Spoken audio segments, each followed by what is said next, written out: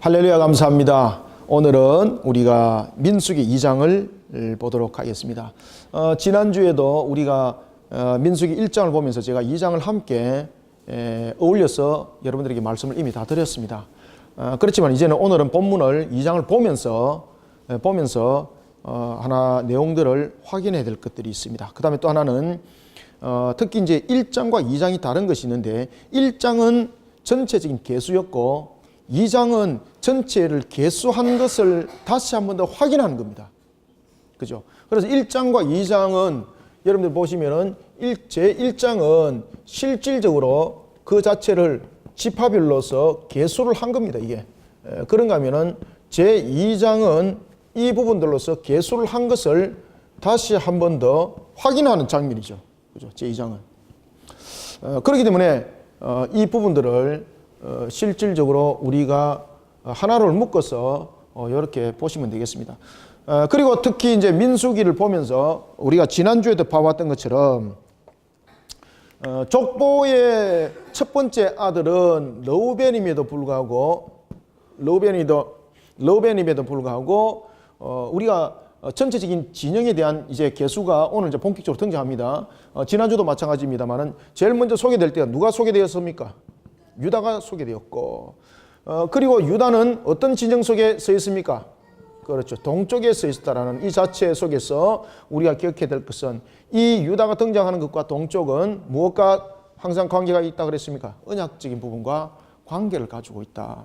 그리고 또한 이 계수를 통해서 우리가 이 계수를 통해서 알 수 있는 것은 바로 창세기 49장의 언약들이 어떻게 이루어져 가고 있는가를 민수기 1장과 2장은 실질적으로 설명하고 있었다. 그렇죠? 그리고 이런 부분들을 우리가 잘 연결시켜서 봐야 된다라고 제가 지난주에 여러분들에게 분명히 아마 말씀을 드린 것 같습니다. 자, 그러면 이제 르우벤의 동생은 누굽니까? 시몬이고, 그 다음에 그 밑에 동생은 누구죠? 레위고, 그 밑에 동생은 유다인데, 오늘 여러분들이 이제 이 민수기를 통해서, 그리고 민수기 이후에 굉장히 관심 깊게 봐야 될 지파가 하나 있습니다. 민수기 이후에 이제 우리가 여호수아서뿐만 아니라 이런 내용들을 보면서 우리가 주목해야 될 지파가 하나가 있습니다. 그것은 뭔가 하면은 이제 이 행진을 통해서 나가는 방향과 또 하나는 나중에 기업의 분배에 대해서 이야기를 할 때에 이 12지파 가운데서 가장 인구가 많이 줄어드는 지파가 있습니다. 그 지파가 어느 지파일까요, 여러분들요? 예? 제가 이미 답을 주고 시작했습니다. 맞습니다. 시몬 지파입니다. 시몬 지파.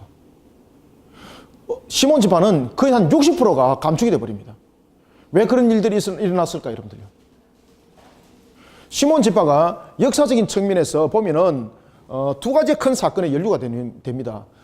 첫 번째는 레위와 같이 함께 연루가 되는 세겜 땅에서 사건 아시죠? 그런데 그것이 인구를 축소시킬 만한 요인이 되지 못했습니다. 그러면은 실질적으로 이제 그 뒤에 가면 제가 나중에 말씀 또 한번 더 드리겠는데, 특히 이 시몬 지파가 가장 많은 인구가 축소되었고, 그리고 이 시몬 지파는 기업의 분배를 받습니다. 기업의 분배를 받는데 인구가 작다 보니까 제일 작은 기업을 분배를 받겠죠. 그리고 심지어 이 시몬 지파는 기업의 분배를 받을 때에 오늘 본문 내용하고는 그렇게 상관관계가 있는 것은 아닌데 전체적인 것을 그냥 제가 한번 어울러서 말씀드리고 탁 본문에 들어가겠습니다.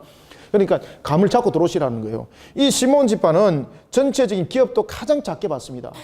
가장 작게 받습니다. 그런가 하면은 이 시몬 지파는 어떤 기업과 연결지어서 기업을 받는가 하면은 유다 지파. 유다 지파는 여러분들 남쪽에 거의 모든 지경을 유다 지파는 기업으로 분배를 받게 됩니다. 유다 지파는. 그 유다 지파의 밑에 한 모퉁이와 같은 그런 곳에 시몬 지파가 기업의 분배를 받게 됩니다. 그리고 이 시몬 지파는 실질적으로 유다 지파에 거의 흡수돼 버립니다. 지파 이름은 있고 그들의 기업은 있는데 실질적으로 유다 지파에 거의 흡수된 그런 지파의 모습을 가지고 그들은 나중에 지파 속에서 살아가는 것을 볼 수 있습니다.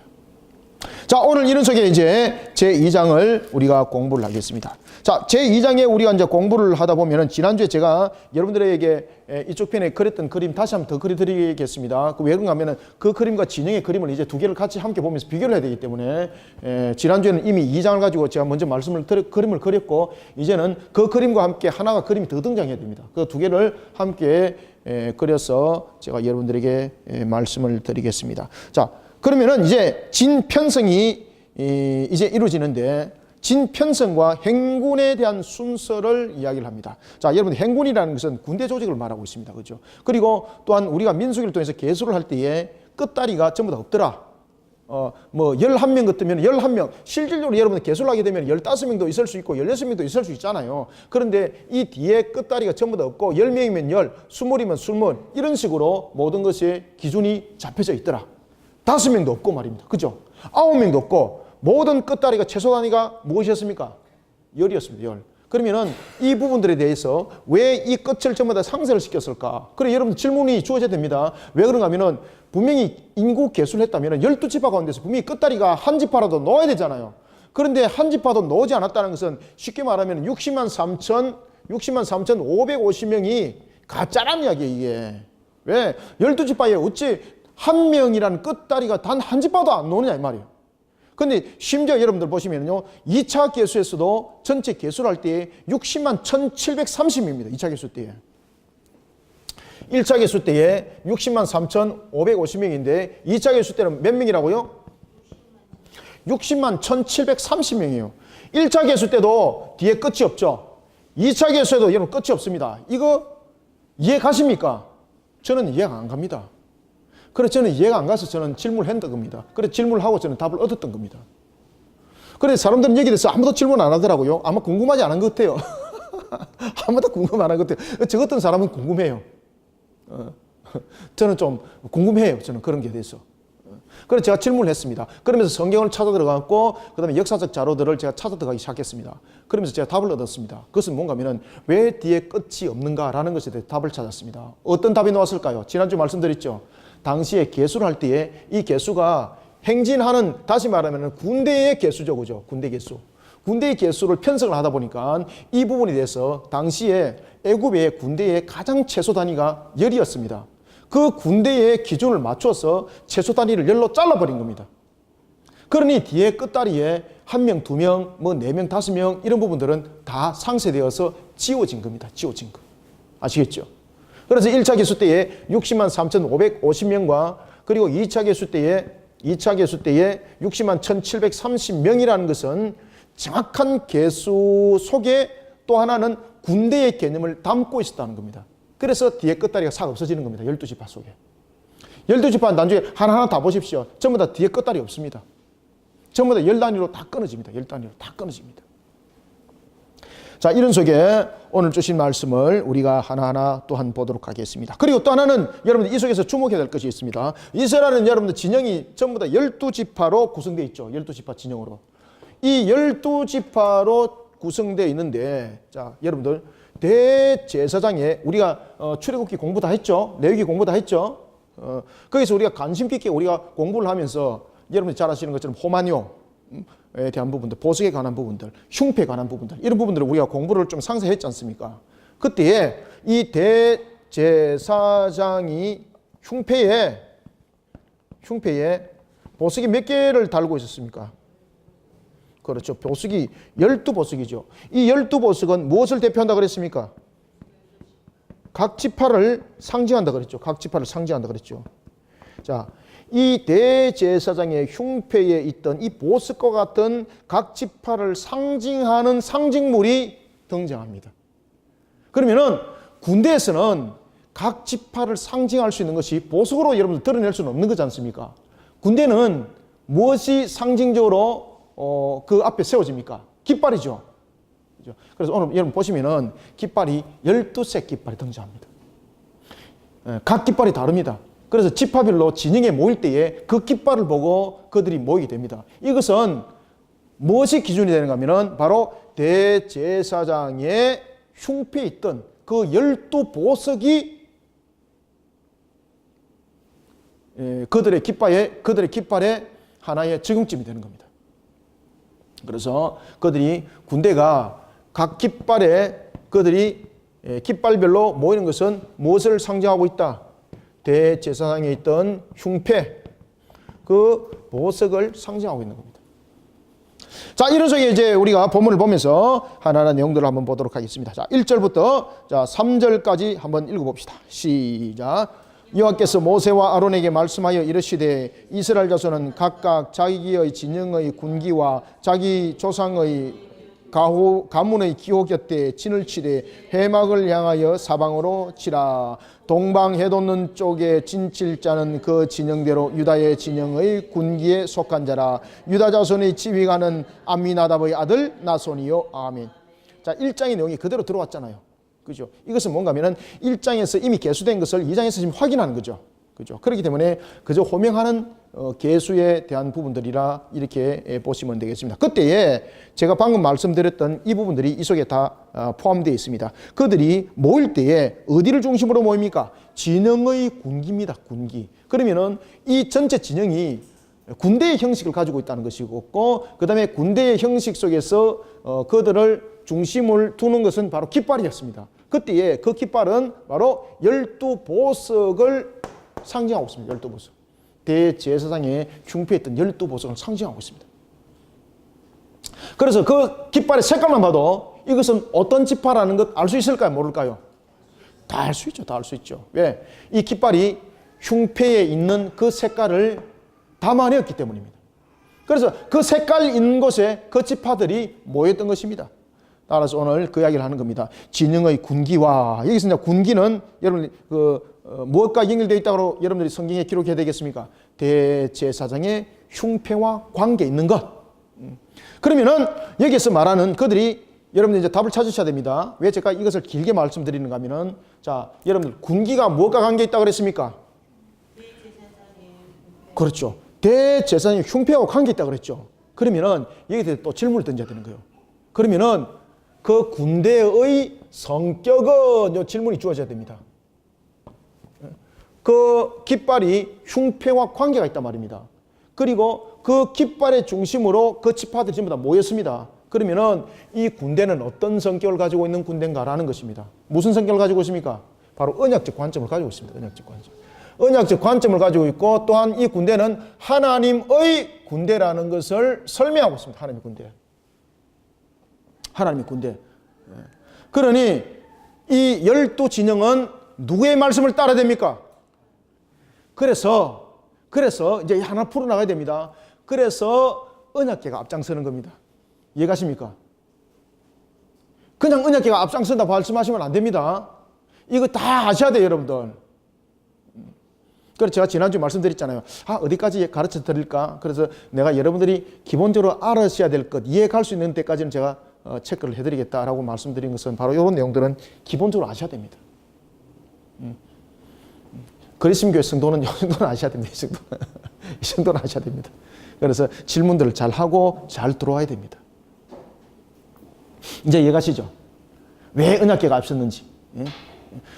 바로 그것은 군기, 깃발이 그것을 의미를 설명하고 있는 겁니다. 분명히 언약궤가 뒤로 갈 수 있습니다. 그죠? 싸우는데 보십시오. 싸우는데 언약궤가 싸웁니까? 군인이 싸웁니까? 군인이 싸우잖아, 군인이. 그러면 항상 무엇이 앞서야 됩니까? 군인이 앞서야 되는 거예요. 그런데 이들에게는 왜 군인이 앞서지 않는 거죠? 이 부분들이 전부 다 설명하고 있다고 그랬죠. 이 부분들이. 군대의 성격은 무엇인가? 언약적 관점을 가지고 있다. 그러면 그들은 누구의 군대인가? 하나님의 군대다.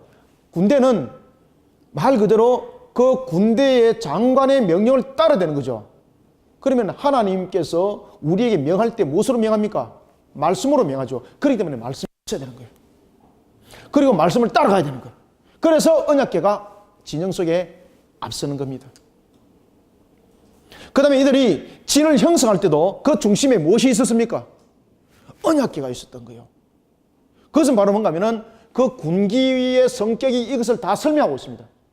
따라서 이 군기가 언약적 관점에서 하나님의 백성이지 않습니까? 그러니 모든 하나님의 군대는 그 중심이 하나님의 통치를 따라야 되는 거죠. 중심은 무엇입니까? 중심은 통치. 가장 중요한 것. 그죠? 우리가 중심을 핵심이라 그러지 않습니까? 그리고 그 중심으로 전부 다 연결되는 거죠. 따라서 그 통치의 다스림. 통치의 다스림. 그래서 진영 중간에도 그들이 주둔할 때도 언약궤가 중심에 있는 이유는 바로 그와 같은 내용들을 전부 다 담고 있습니다. 자, 이런 속에 또 누가 제일 먼저 등장했죠? 유다 진영의 군기라고 딱 이야기를 하고 있어요. 유다 진영의 군기. 자, 3절 한번 보십시오. 동쪽 해돋는 쪽 딱 등장했죠. 그죠? 그 다음에 하반절 보십시오. 하반절에 보면, 중반절 보십시오. 중반절에 보면은 유다의 진영의 군기죠. 동쪽. 그 다음에 유다의 진영의 군기. 그 다음에 하반절에 보면은 유다 자손의 이러면서 그의 아들 나손이라고 등장하고 있습니다. 이 모든 부분들이 전부 다 언약을 하나로 묶고 있는 겁니다. 언약. 그래서 이 설명들을 여러분들이 이해를 잘 하시고 들어오시면 되겠습니다. 자, 그러면서 이제 군대를 형성합니다. 자, 지난주에 우리가 그렸던 것들 다시 한번 더 그려봅시다. 요 이해 가시겠죠? 그래서 이런 부분들은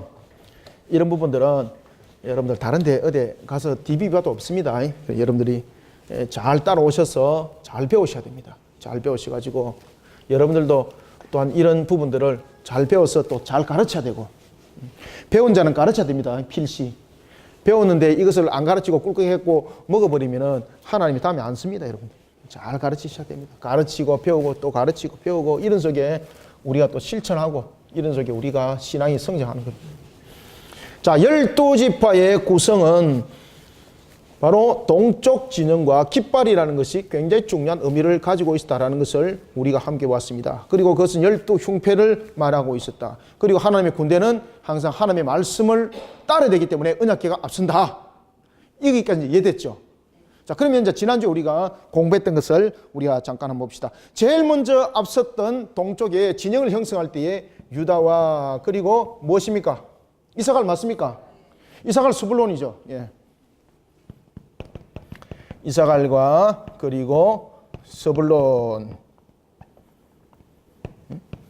이것이 동쪽이고 서쪽이고 여기 남쪽이고 북쪽 맞죠? 그죠?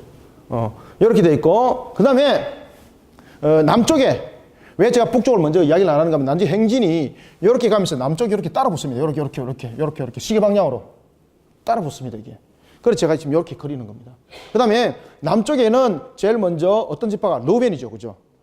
르우벤이 등장하는 것은 지난주도 말씀드렸지만은 그가 언약의 장자에서 밀려났고 재산을 받는 상속의 장자로부터는 물러났지만은 혈통의 장자는 여전하죠. 그죠? 자, 여러분들 상속의 장자와 혈통의 장자와 언약의 장자는 사실은 통일성을 가지고 있습니다. 그런데 여기서는 보면은 12지파는요 상속의 장자와 그리고 언약의 장자와 혈통의 장자가 구별됩니다. 세 개가. 무슨 장자? 언약의 장자, 그 다음에 상속의 장자, 그리고 혈통의 장자로서 구분이 됩니다. 언약의 장자는 누구였습니까? 유다였고, 상속의 장자는 누구였습니까? 요셉이었는데 상속의 장자니까 두 분깃을 받죠. 그죠?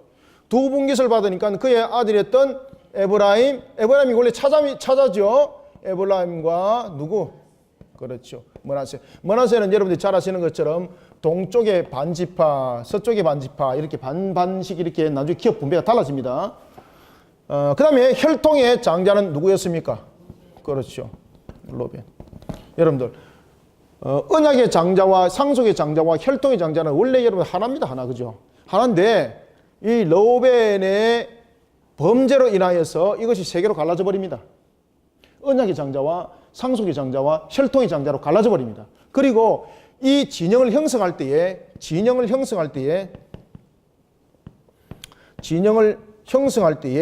이 세 가지 장자 전부 다 적용이 됩니다. 아시겠습니까? 언약의 장자, 상속의 장자, 혈통의 장자가 전부 다 이 진영 속에 전부 다 적용이 됩니다. 이게. 그래서 혈통의 장자는 누굽니까? 그렇죠. 르우벤이죠. 혈통의 장자. 그래서 이 남쪽은 바로 르우벤과 시몬과 갓이 함께 이루는 겁니다. 시몬과 그리고 갓이 그 내용들을 이루게 되고, 그리고 서쪽이죠, 그죠? 서쪽이는 베냐민과 므낫세와 에브라임이죠, 그죠? 어디 갔노? 예. 서쪽에는 우리가 누가 등장합니까? 그렇죠, 에브라임. 여기서 보면 장자가 지금 에브라임으로 지금 좀 나타나는 거죠. 그래서 여기서 에브라임. 그 다음에 누굽니까? 므낫세. 그 다음에 왜 이렇게 묶었다 그랬죠? 그렇죠. 이 세 지파가 어머니가 누구라 그랬습니까? 예? 어머니가 누구라 그랬습니까? 왜 이들이 세 분깃을 받았죠? 아버지가 여러분이 잘 아시는 것처럼 이 자체 속에서 여러분들이 이제 깨달으셔야 될 것은 이 요셉을 아버지가 12아들 가운데서 제일 이뻐했습니다. 잊어버릴 수 없죠. 왜 그런가 하면 그의 어머니 라헬을 가장 사랑했고, 그리고 요셉은 누구를 완전히 빼닮았습니까? 자신의 엄마 완전 빼닮았다니까. 자기 엄마 판박이 잊을 수 없었습니다. 그리고 또한 이 지파들을 묶은 것은 유다 지파와 이사갈과 스불론을 묶은 것은 누구의 혈통입니까? 그렇죠, 레아의 혈통이었더라. 그 다음에 여기서 갓과 시몬과 르우벤은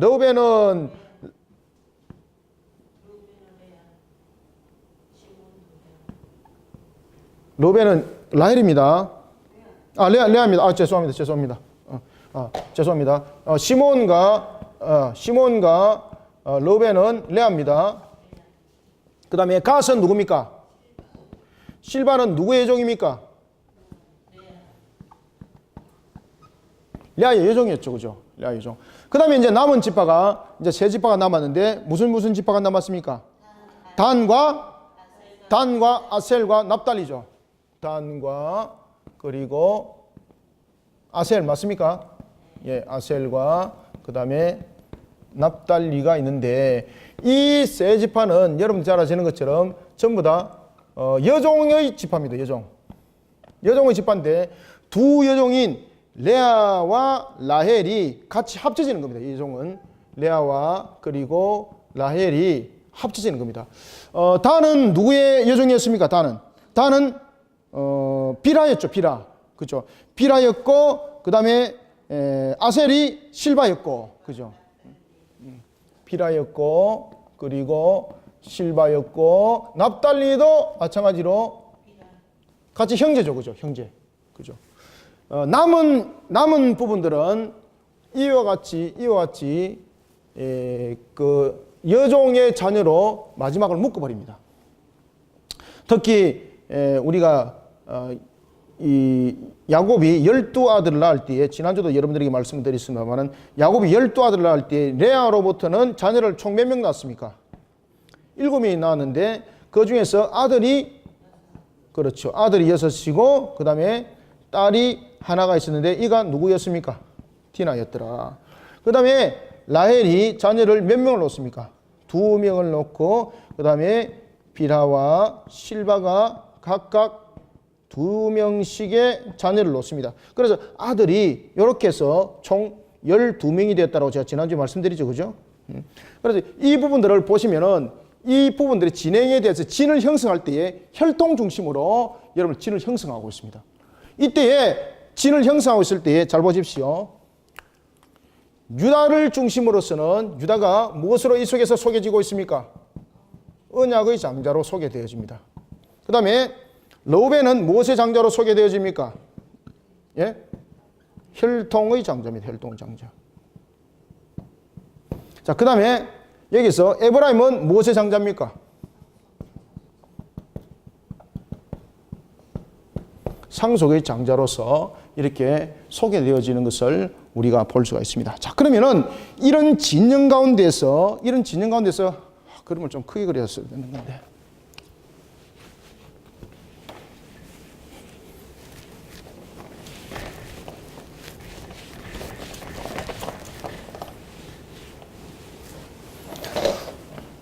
지난주에 제가 빨리빨리 적다가 이게 둘이 같이 적어버렸죠. 그죠? 여러분 보시면서, 지난주하고 이거 다르네. 지난주 제가 빨리 적다 보니까 실바 이렇게 적어버렸습니다. 시라필랍니다. 여러분들 구분하셔야 됩니다. 자, 이런 속에 여러분 보시면은요. 상수의 장자, 이제 아시겠죠? 지울게요. 왜냐하면 이 속에 언약궤하고, 그 다음에 이 속에 아론과, 그리고, 이제 세 지파, 고핫과 게르손과 머라리를 이제 그려야 되는 것입니다. 자, 여기서 이제 보시면은 중앙에, 가장 중심의 중앙에 무엇이 주둔할 때에 요것에 무엇이 세워지는가 하면 요 속에 성막이 요 속에 세워지게 되는 거죠. 성막이. 성막 안에 이제 언약궤가 있으니까. 그러면은 이 가장 핵심에 그 중앙에 이렇게 성막이 세워지는 겁니다. 가장 중앙에. 그러면은 여러분들이 이제 기억을 하셔야 될 것은 이 중앙에는 언약궤와 함께 무엇이 이 속에 어떤 지파가 이 속에 있습니까? 그렇죠. 레위 지파가 이 속에 있는 거죠. 그런데 이 레위 지파도 이 속에서 넷으로 나눠집니다. 자, 대제사장이 누굽니까? 그렇죠. 아론의 자손들이 레위인들과 구별됐을까요? 구별 안 됐을까요? 구별했죠. 그러면은 이 진영 가운데서 아론의 자손들은 어느 쪽에 쓸까? 지금 여러분들 제가 일부러 딱 껐죠, 그죠? 일부러 끈 것은 이렇게 성막이 이 속에 중심에 있는 겁니다. 그리고 요 가장 중심에 무엇이 있겠습니까? 언약궤가 딱 있는 거예요, 이게. 아론의 자손들이 어디에 있겠습니까? 동서남북 가운데서. 맞아, 동쪽. 찔러도 잘 찔러야 돼, 여러분들. 네. 동쪽에 있어, 동쪽. 다른 쪽에 있는 것이 아니라 아론의 자손이 바로 동쪽에 있습니다, 동쪽에. 왜냐면은 성막문이 들어오는 나중에 보면은 여러분들요, 성막문이 어느 쪽으로 뚫립니까? 동쪽입니다, 성막문이. 성막문은 오직 한 문으로만 들어갑니다. 동쪽으로 들어갑니다, 동쪽으로. 그래서 전부 다 언약 관점이 동쪽의 개념을 가지고 있습니다. 그래서 이 속에 아론의 자손들이 요 속에 있습니다. 요 앞에. 자, 그런가 하면 이제 고핫 자손은 어디 있을까, 여러분들요? 이것이 이제 우리가 언약에 있어서 이제 언약궤를 메고 진행하고 이런 부분들을 제가 오른쪽으로 제가 시계 방향으로 돈다 그랬죠? 시계 방향으로. 그 속에서 이게 제일 먼저 아론 다음에 따라가는 고핫. 파란색으로 찍어야 되겠다. 고핫 자손이 남쪽에 있습니다. 고핫. 그 다음에 게르손. 그 다음에 자, 동쪽, 동서, 남북 이렇게. 동남, 서북. 아시겠죠? 네모 사방향으로 한번 두르고 또 두르고 그 다음에 중심. 여러분들 예수님의 제자가 무리들이 500명의 무리가 있죠. 그 가운데서 70명의 무리가 있죠. 그 가운데서 몇 명? 12명. 또 그 가운데서 몇 명? 3명이 누구더라? 베드로와 야고보와 요한이더라. 그죠? 이런 부분들도 여러분 이런 성막적인 개념들을 전부 다 가지고 있습니다. 이 개념들을. 이런 식으로 진영이 형성되는 겁니다. 진영이. 잘 보이십니까? 진영이 이렇게 형성되는 거예요. 이렇게. 이게 화면에 잘 보여요? 네? 자손이 잘 안 보입니까? 그럼 제가 조금 더 크게 쓸게요. 아론은 보입니까? 고핫. 그 다음에 게르손.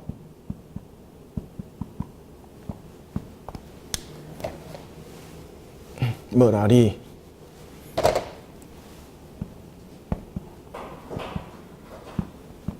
자, 이런 식으로 진영이 우리가 자손이 형성되는 것을 볼 수가 있습니다. 자, 이런 속에서 이제 진영의 형성이 됩니다. 자, 이것은 주둔할 때입니다.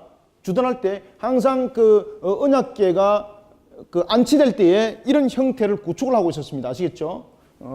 그런 속에 이제는 이것이 진영을 이룰 때에 행진할 때는 어떤 모습으로 이것이 움직이는가 하면요. 시계 방향으로 돕니다. 이렇게. 시계 방향으로 돌게 되면은, 자, 변함없는 지파가 있죠. 주둔할 때도 마찬가지고, 행진할 때도 마찬가지고, 이 12지파가 네 방향으로 나눠지죠. 이 네 방향으로 나눠질 때에 절대 흩어지지 아니하는 한 방향이 있습니다. 그것이 어느 방향일까요? 동쪽입니다. 동쪽. 아, 중요하죠. 이게 아무 의미 없는 것도 같아도 절대 그렇지 않습니다. 동쪽은 안 변합니다. 행진할 때에 동쪽은 그대로 갑니다. 그대로. 유다와 그리고 누굽니까? 이사갈과 그리고 무엇이더라? 그렇죠. 그대로 가는 겁니다. 자, 그러면은 여기서 이제 성막이 거둡니다. 성막을 거두게 되면은 이 부분들이 세 자손들이 이것을 나눠 가집니다. 언약궤를 메고, 그 다음에 성막의 기구를 들고, 그죠? 그 다음에 천막들이란 이런 것들을 싣고 행진을 합니다. 그때에 무엇이 제일 여러분 앞장설까요, 여러분들요? 그렇죠. 그러면 언약궤는 어디 가겠습니까? 예? 언약궤는 여기 있을까요? 여기 있을까요? 왜 앞에 있다 그랬죠? 그렇죠. 그래서 진영의 깃발이라고 그랬죠. 진영의 깃발과 그 다음에 제가 무엇과 함께 연결시켜야 된다고 이야기를 했습니까? 흉패. 그죠? 그래서 군대가 싸우는 군대인데도 불구하고 하나님의 군대인데, 하나님의 군대는 하나님이 앞장서는 것이죠. 그래서 무엇이 앞선다 그랬습니까? 제가. 그렇죠. 말씀인 언약궤가 앞서야 되는 거예요. 하나님의 법이 앞서야 되는 거예요. 그러니 모든 진영에 앞서서 여기에서 성막에서 언약궤가 싹 놓는 거예요. 여기서.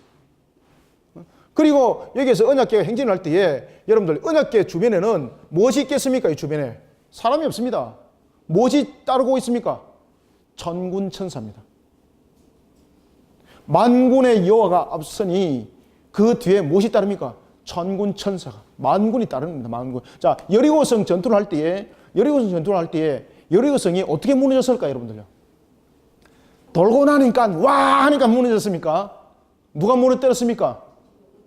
그렇죠. 천사들이 무너뜨렸습니다. 그거 그냥 무너진 건 아닙니다. 그냥 무너졌다고 가르치지 마세요. 절대 그냥 무너졌다 그러면 자연적 현상을 말하고 있습니다. 그리고 그것이 자연적 현상이 아니라는 것을 어떻게 설명하고 있는가 하면요, 여러분들 그들이 행진을 할 때 여리고성이 만약에 자연적인 현상 속에서 무너졌다면 그것이 양방향으로 흙이 떨어질 수가 있습니다. 그렇죠? 자연적인 현상에서 지진이 만약에 일어났다 그러면 어떻게 여러분 안쪽으로만 떨어집니까? 행진하던 그들도 죽을 수 있는 거예요.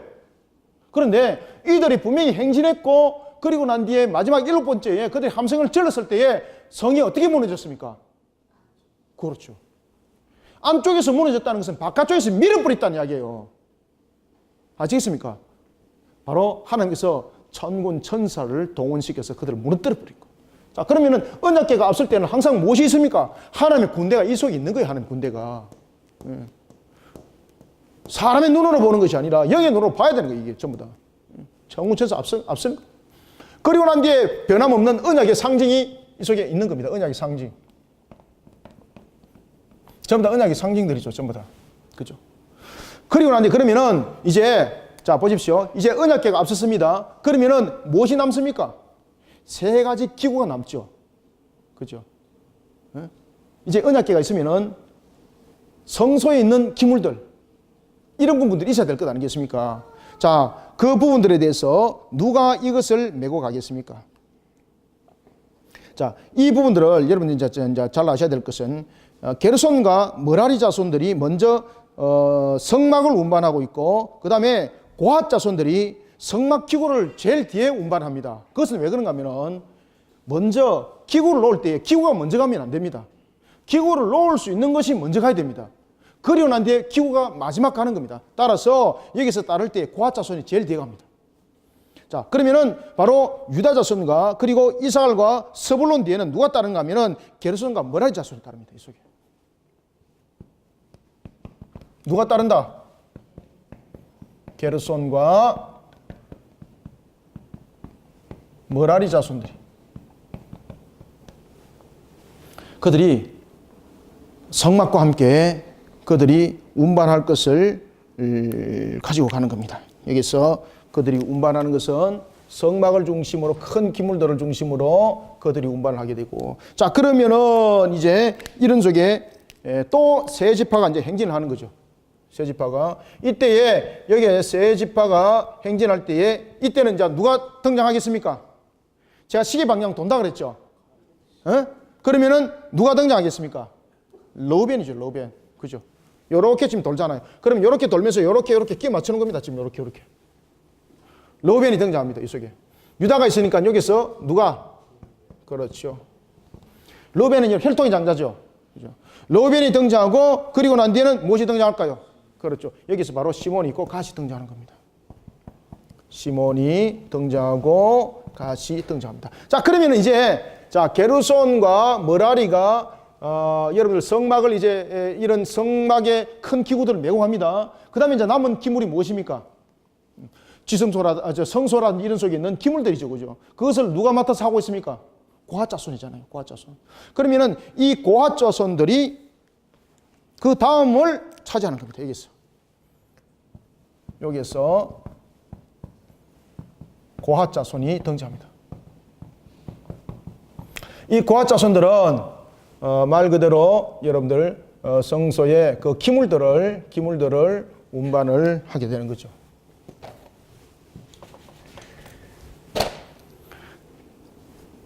그리고 난 뒤에 이제 보면은 그 6지파가 남죠. 이 6지파가 이제 마지막 끝을 이루는 겁니다. 6지파가.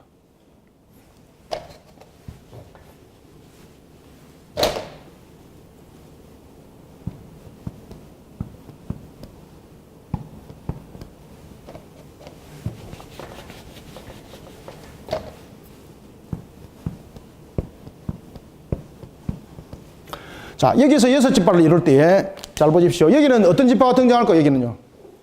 예?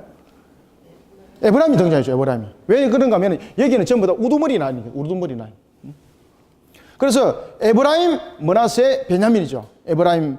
여기서 보면은 여러분 설명을 다 하고 있습니다. 여기서 에브라임이 등장하고 에브라임. 그다음 누굽니까? 에브라임, 므낫세. 그리고 베냐민이 속에 이제 등장하는 것을 볼 수 있습니다. 자, 그럼 여기는 누가 들어올까요, 여러분들요? 맞습니다. 단이 들어야 됩니다. 단. 여기는 전부 다 우두머리 라인이라 그랬죠, 제가. 그죠?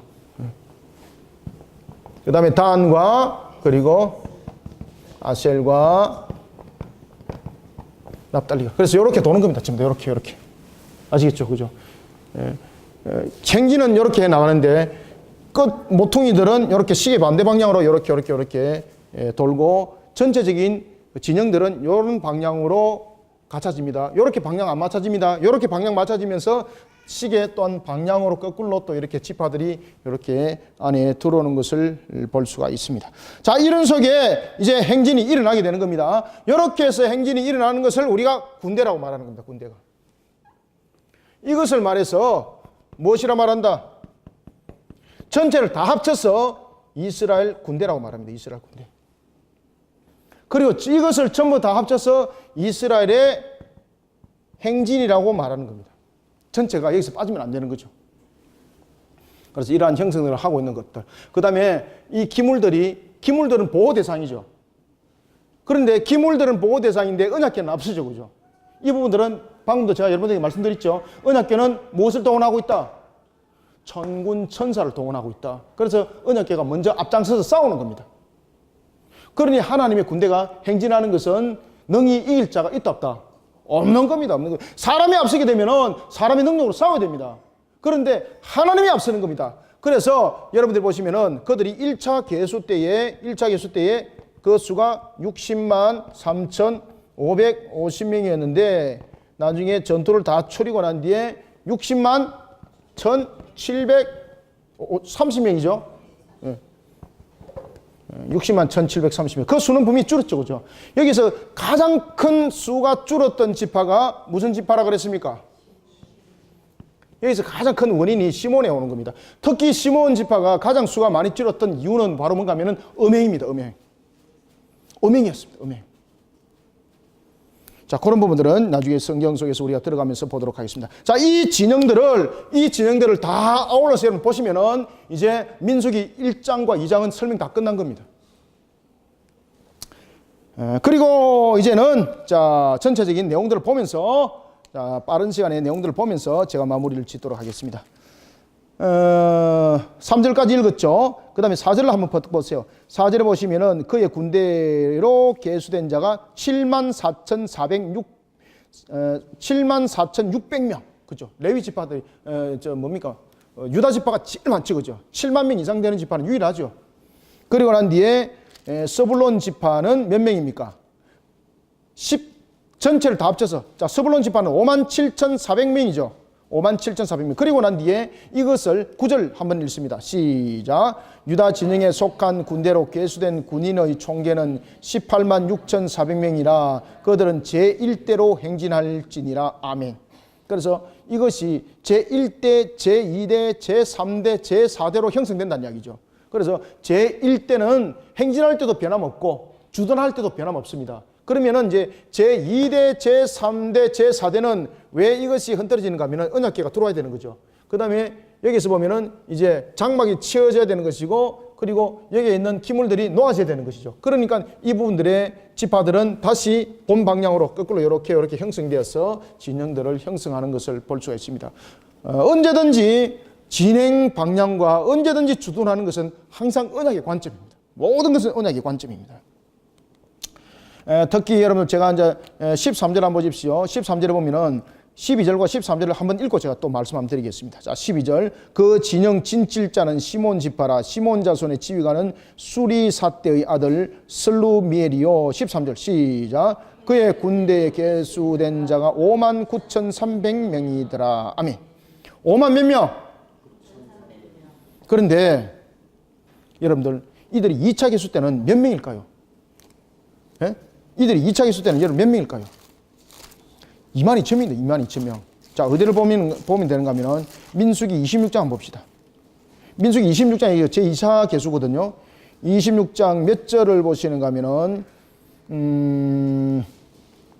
민수기 26장 14절 보세요. 14절. 14절.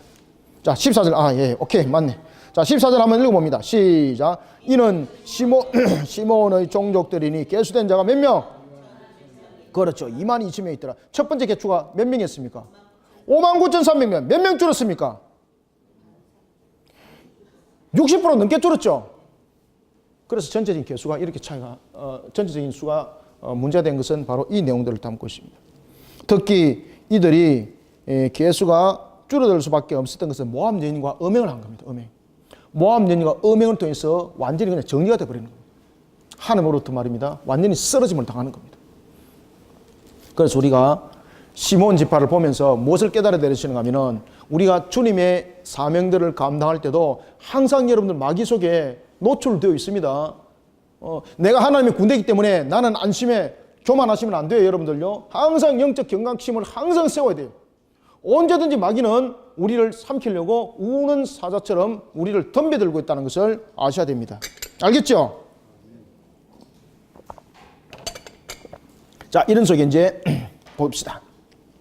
제2대 진영, 러우벤 진영 16절 읽습니다. 시작. 러우벤 진영에 속하여 계수된 군인의 총계는 그렇죠. 15만 4,450명이라 그들은 제2대로 행진할지니라. 다음에 17절. 그 다음에 회막이 레위인의 진영과 함께 모든 진영의 중앙에 있어 행진하되 그들의 진친 순서대로 각 사람은 자기 위치에서 자기들의 길을 따라 그렇죠. 앞으로 행진할지니라. 자기 길을 따라. 언약적 관점이죠. 그리고 레위인의 회막이 이 속에 등장하죠. 바로 게르손과 머라리 자손이 이 진영을 형성하는 겁니다.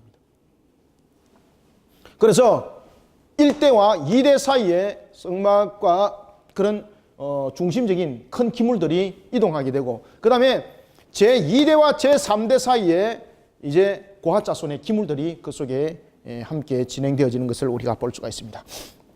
자, 제3대 진영 24절 읽습니다. 시작.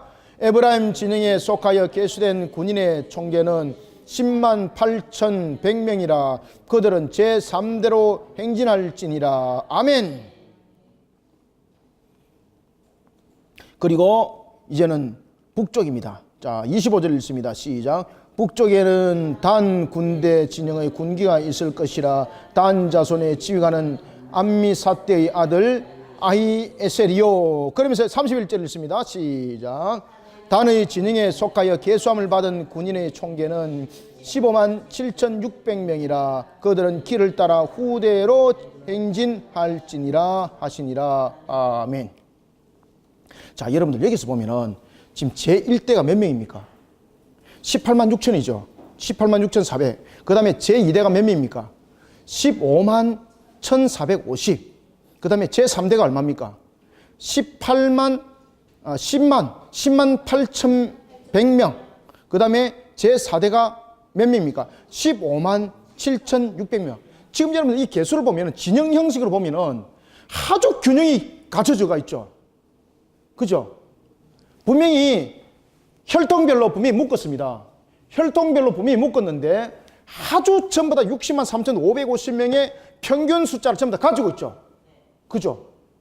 여러분들 이것이 바로 하나님 간섭이 아니고 무엇이겠습니까? 그래서 제가 다른 건 안 읽었고 대표적인 그 수만 제가 읽도록 한 겁니다. 분명히 유다 지파가 중심이 되어 있으면은 유다 지파가 뭐 30만이 된다든지 막 이렇게 되어야 될 것 아니겠습니까? 그러면 다른 지파들이 어떻게 됩니까? 전부 다 힘을 잃어버립니다. 여러분들 우리가 군대를 형성할 때에 앞도 튼튼해야 되지만은 뒤도 튼튼해야 되죠. 뒤뿐만 아니라 앞과 뒤를 연결하는 중간도 튼튼해야 되는 거죠. 그래서 하나님이요 균형을 다 맞추는 거예요. 소홀함이 없는 거예요. 이 속에서 여러분들 깨달아야 되는 것이 있습니다. 하나님의 군대는, 그리고 하나님의 군대로서 우리가 행진할 때는, 그렇죠, 일부러 쓴 겁니다. 하나님의 군대로서 우리가 행진할 때에, 그리고 또한 우리가 하나님의 군대로서 우리를 세울 때에 신앙의 균형을 이루어야 됩니다. 모든 것에 신앙의 균형을 이루어야 됩니다. 뭐만 하나 턱줄에서 되는 것이 아닙니다. 그래서 말씀과 기도와 삶이 세 박자가 똑같아야 됩니다, 여러분들. 말씀의 삶을 살아가야 되는 것이고, 그리고 또한 우리가 기도의 영적 생활을 놓치지 말아야 되는 것입니다. 그러니 말씀과 기도와 삶이 전부 다 이렇게 균형을 이루어서 그럴 때 우리는 하나님의 군대, 이스라엘의 군대, 하나님의 행진 우리가 말할 수 있는 거예요. 그렇죠? 하나님 다 균형 다 맞춰가지고 있죠. 자, 이런 속에 우리가 오늘 이렇게 말하고 있습니다. 그러면서 32절 한번 34절까지 읽어보겠습니다. 시작. 이상은 이스라엘 자손이 그들의 조상의 가문을 따라 계수된 자니 모든 진영의 군인 곧 계수된 자의 총계는 60만 3,550명이며 레위인은 이스라엘 자손과 함께 계수되지 아니하였으니 여호와께서 모세에게 명령하심과 같았느니라. 이스라엘 자손이 여호와께서 모세에게 명령하신 대로 다 준행하여 각기 종족과 조상의 가문에 따르며 자기들의 길을 따라 진치기도 하며 행진하기도 하였더라. 아멘. 이제 여러분들 이제 의미를 아시겠습니까? 그래서 이 부분들을 이렇게 그려서 우리가 다시 한 번 더 공부를 한 것은 하나님께서 이 모든 것들을 이끌어 가실 때에 여러분들 천지 만물을 창조하실 때도 하나님께서 모든 것을 계획하시고 그리고 하나님의 지혜로 모든 것을 이끌어가셨죠. 마찬가지입니다. 여호와의 군대를 형성할 때도 마찬가지입니다. 하나님의 지혜로서 모든 군대를 형성할 때에 하나님은 모든 균형을 맞추게 하십니다. 따라서 하나님께서 우리에게 말씀과 기도를 주었습니다. 뿐만 아니라 우리로 하여금 신앙의 삶을 살아가라고 말씀하셨습니다. 그러면 말씀과 기도와 신앙의 삶이 세 박자 전부 다 여러분들요 균형을 이루어야만이 우리는 하나님의 군대라 말할 수 있는 거예요. 말씀은 천절을 외우는데 영적인 생활이 없어. 기도가 없어. 삶은 개판이야. 그럼 여기 하나님 군대가 아닌 거죠. 이거는 언제든지 마귀가 넘어뜨릴 수 있는 조건을 갖추고 있는 사람. 그래서 우리는 하나님의 전주갑주를 잊기 위해서는 이 세 박자가 다 갖춰져야 되는 거예요. 그럴 때 우리는 영적 전투 속에서 지지 않습니다. 오늘도 이러한 부분들을 우리가 마음반속에 잘 새기면서 우리가 마지막 종말에 영적 전투 하나님의 군대로서 아낌없이 쓰임받는 저와 여러분들이 되시기를 소망합니다. 기도하겠습니다. 살아계신 아버지 하나님, 주님의 은혜를 감사드립니다. 하나님의 군대로 쓰임받게 하시고 오늘도 이스라엘의 네 진영을 통하여 하나님께서 우리에게 주신 말씀들이 있습니다.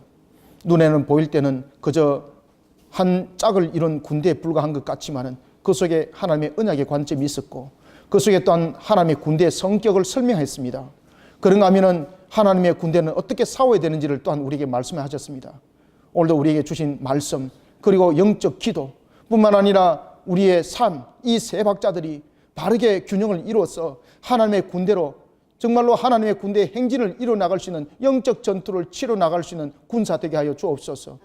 이런 바른 균형 속에 이루어진 우리의 신앙들, 영적 전투 속에 강력한 무장의 무기가 될 수 있사오니 하나님, 이것을 우리로 하여금 잘 깨달아서 실천하는 자로서 2019년 달려가게 성령님 도와주시길 원합니다. 오늘 특별히 민수기 2장의 말씀을 통하여 우리에게 주신 말씀이 있으니 이 말씀이 우리 속에 결실을 맺게 하여 주시고, 성령님이여 우리로 하여금 더욱더 깊은 깨달음을 주셔서 주님의 은혜를 더욱더 알게 하여 주시기를 원합니다. 주께서 명한 대로 언약궤를 따라서 행진하기를 소망하며 예수님의 이름으로 기도드립나이다. 아멘.